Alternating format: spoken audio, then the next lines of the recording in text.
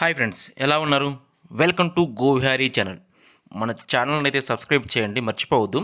అదేవిధంగా ఇప్పుడు మనం వచ్చేసి కోటప్పకొండ దగ్గర అయితే ఉన్నాము. ఇదంతా కోటప్పకొండ వెళ్ళే రోడ్డు. వినుకొండ నుంచి నర్సాపేట వెళ్ళే రోడ్లో అయితే కోటప్పకొండ వస్తుంది. అయితే ఈ కోటప్పకొండ దగ్గరకు వెళ్ళినప్పుడైతే మనం మెయిన్గా చూడవలసిన ఆలయాలు ఏమేమి ఉన్నాయో ఒకసారి ఆ వివరాలు అయితే ఈ వీడియోలో చూద్దాం. అయితే ఇప్పుడు మనం వచ్చేసి ఇక్కడ ఈ కోటప్పకొండకైతే 2 మార్గాలైతే ఉంటాయి. వెహికల్స్ వెళ్ళటానికి పైకి రోడ్డు కొండపైకి వెళ్ళటానికైతే మార్గం ఉంది. ఇప్పుడు ఆ మార్గం అనేది మీకు ఒకసారి చూపిస్తాను ఈ వీడియోలో. తర్వాత వచ్చేసి మనకి మెట్ల మార్గం ఒకటి ఉంటుంది. ఇవి 2 చూసిన తర్వాత మనకి ఒకసారి చూద్దాం. ఇదిగోండి, ఇదొచ్చేసి పైకి వెళ్ళే మార్గం కొండపైకి. ఇదే మార్గం మనం ఇదొచ్చేసి ఊర్లోకి వెళ్ళే మార్గం. ఈ మార్గాన్ని మనం ఊర్లోకి వెళ్తే ఇక్కడొచ్చేసి చాలా సత్రాలైతే ఉంటాయి. ఏదైతే ఈ యొక్క తిరునాళ్ళ రోజైతే ఈ సత్రాలన్నిటిలోనూ భోజనం అయితే సదుపాయాలు ఉంటాయి. మిగతా రోజుల్లో ఉండవు. ఇక్కడ వచ్చేసి ఉండడానికి రూమ్స్ కూడా అవైలబుల్ ఉంటాయి. కొండపైన ఉంటాయి, ఇక్కడ కింద అయినా కూడా ఉంటాయి. ఇక్కడ చూడండి ఒకసారి, ఇవన్నీ సత్రాలు మనకు కనిపించే మొత్తం. చాలా తక్కువ అయితే షాప్స్ ఇవన్నీ అయితే ఇక్కడ నుంచి షాప్స్ ఇవి మొదలయ్యాయి. ఇదిగోండి, ఇక్కడికి వచ్చాము మనం. ఇది మెట్ల మార్గానికి వెళ్ళే దారి కనిపిస్తుంది కదా, ఇది లోపలికి వెళ్తే మెట్ల మార్గానికి వెళ్ళే దారి ఇది. ఇదంతా మెట్ల మార్గానికి వెళ్ళే దారి. ఇక్కడైతే జీబులు ఇలాగ ఆటోలు బస్సెస్ వరకు అవైలబుల్ ఉంది ఇక్కడికి రావడానికి. ఇది ఇక్కడ నుంచి మెట్ల మార్గం. మనం ఒకసారి ఇప్పుడు కొండపైన ఏమేమి ఆలయాలు చూడాలి అనేది అయితే చూద్దాం ఒకసారి. ఇప్పుడు మనం ఇక్కడ నుంచి అయితే ఒకసారి కొండపైకి వెళ్దాము.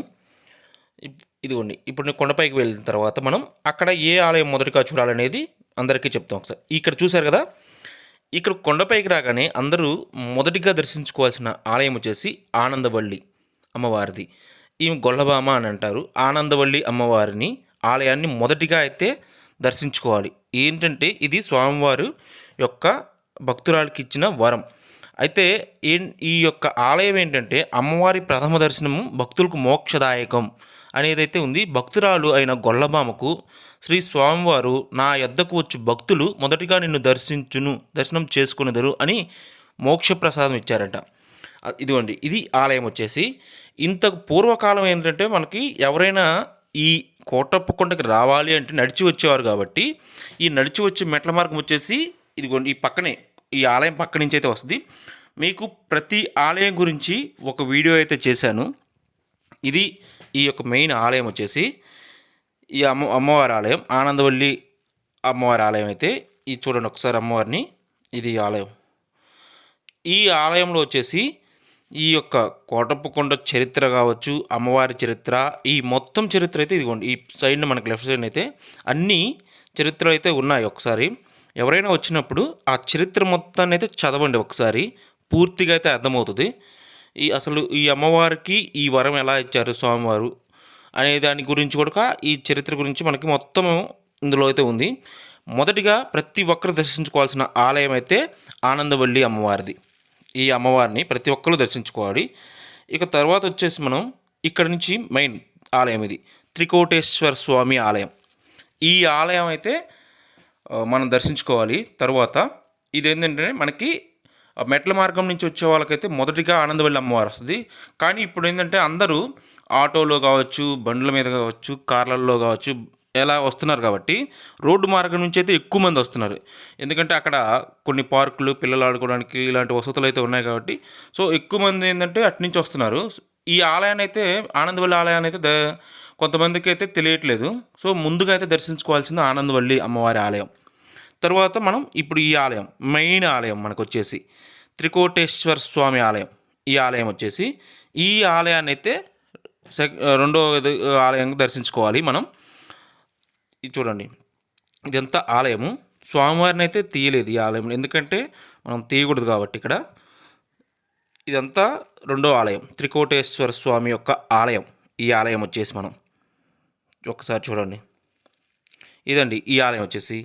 మనం ఇక్కడ నుంచి మనం తర్వాత మనం దర్శించుకోవాల్సిన ఆలయం ఏది అనేది ఒకసారి చూద్దాం.